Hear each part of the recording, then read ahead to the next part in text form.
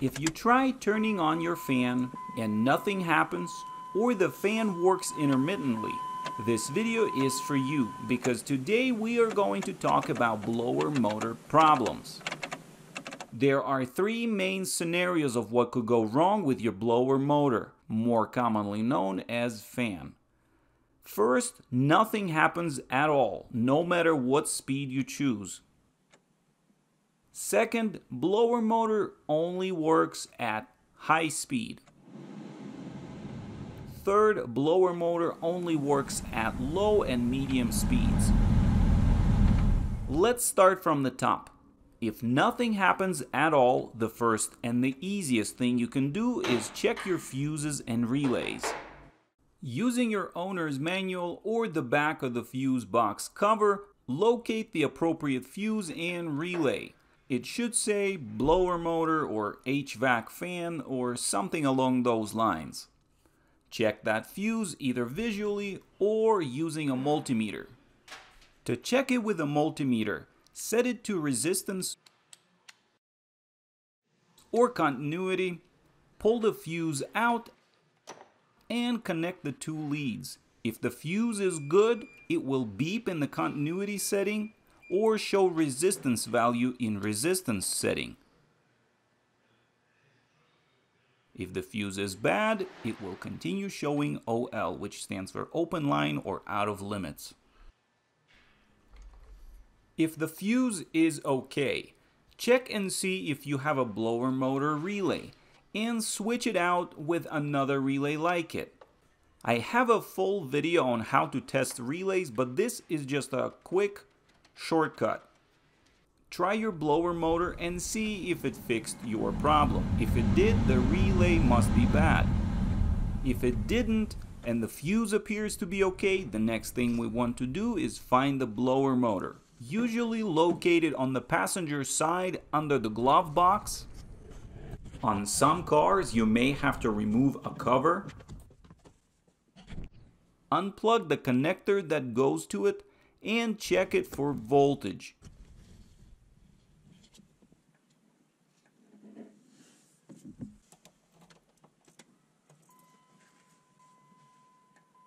You should see battery voltage when the switch is on. If there is voltage at the connector and yet the blower motor doesn't work, basic logic tells you the blower motor must be bad. Here is how you replace the motor. After you unplug the connector, there are just 3 screws that need to be removed. And the motor comes right out. Any local parts store should have a new replacement part for you. Check the motor for foreign objects. Sometimes leaves and twigs get in there, sometimes mice try to build a nest inside it, which could keep the motor from turning or cause a rattle and throw it out of balance. Also check the inside of the housing and make sure nothing is blocking the motor from spinning. Now, if there is no voltage at the connector, we need to find out why. Let's say we turn our fan switch to first speed and we get no voltage.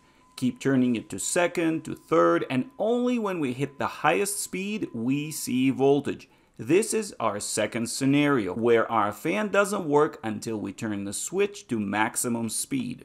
To better understand what happens in this scenario, let's draw a simple diagram. On one side we have a battery, on the other a blower motor. When we connect the two, the current will flow to make our blower motor spin. To make sure it doesn't spin all the time, we have a switch. But it's not just an on-off switch. It has a few different positions.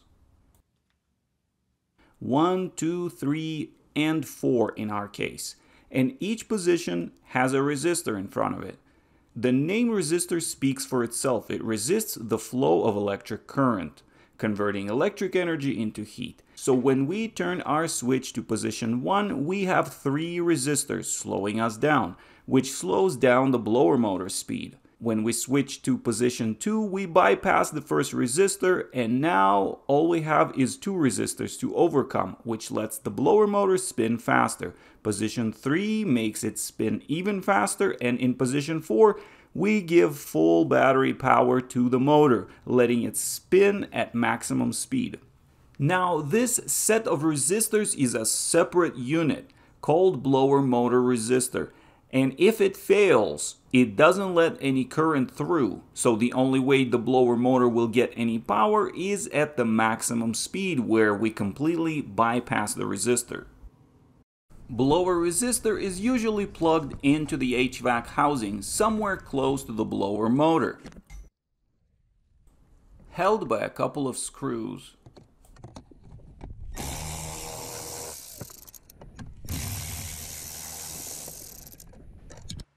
So this is what it looks like, and if you want to test it, set your multimeter to resistance, and the first thing I want to point to you, see how these two pins are interconnected? This is our highest speed. Our battery power will go in on one side and come out the other with minimal resistance. Now if I measure the resistance between these two pins, we see 0.5 ohm. Skip to the next pin and we see 1 ohm. Skip to the next pin and we see 2.4 ohms. But make sure to measure the resistance at the pins on the connector side, like this. And if you're not getting any reading and the multimeter keeps showing OL, your resistor must be bad and needs to be replaced. On some resistors, it can be hard to pinpoint which pin is what without a wiring diagram. But 9 times out of 10, if your blower motor only works at high speed, your resistor is bad and needs to be replaced without any further testing.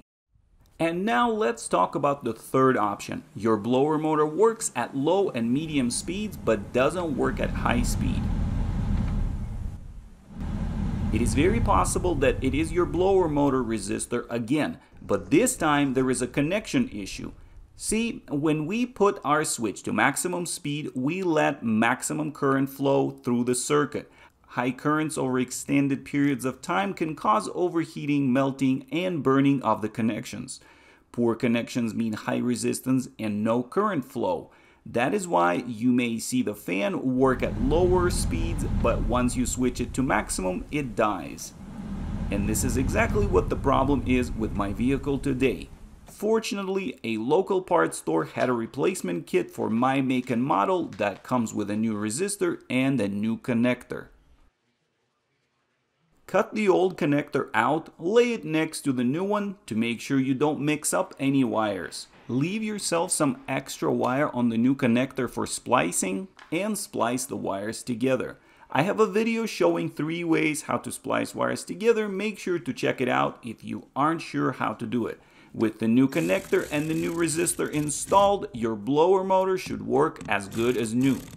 Now, there is a couple things I want to mention before I wrap up this video. If you wiggle the wires at the blower resistor and the motor starts to work all of a sudden, you probably have a burnt connector, like mine. And if you check the resistance between the burnt pins, it will most likely be high and inconsistent. Second, another reason you may not have high speed is if your relay is bad. If you look at this diagram, you can see the relay doesn't get activated until we switch to the highest speed.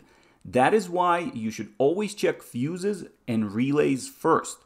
But what if fuses and relays check out, yet you don't have voltage at the connector at all, no matter what speed you choose? In this case, you need to go back to the resistor and make sure it gets power from the switch. If it does, the resistor is bad. If it doesn't, go back to the switch and make sure it gets power from the ignition, and so forth.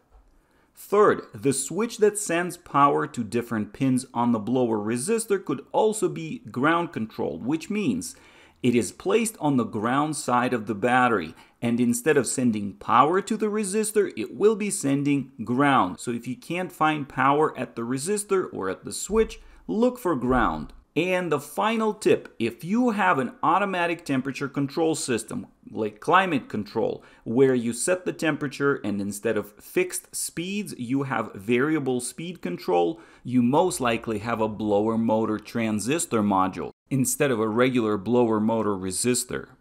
Transistor module receives a voltage signal from the climate control or body control module and the pulse width of this signal determines the level of conductivity through the transistor. Needless to say, this system is a bit more complicated than the one I covered in this video. The most common problem with these transistors, the fan will not work at all or will stay running even after you turn off the ignition. So if your car exhibits these symptoms, you may want to consider replacing your blower motor transistor to see if it helps. I hope this video was helpful. Make sure to share in the comments what blower motor problem you're having. Links to all the products you saw in this video will be in the description. Thank you for watching, good luck, and take care.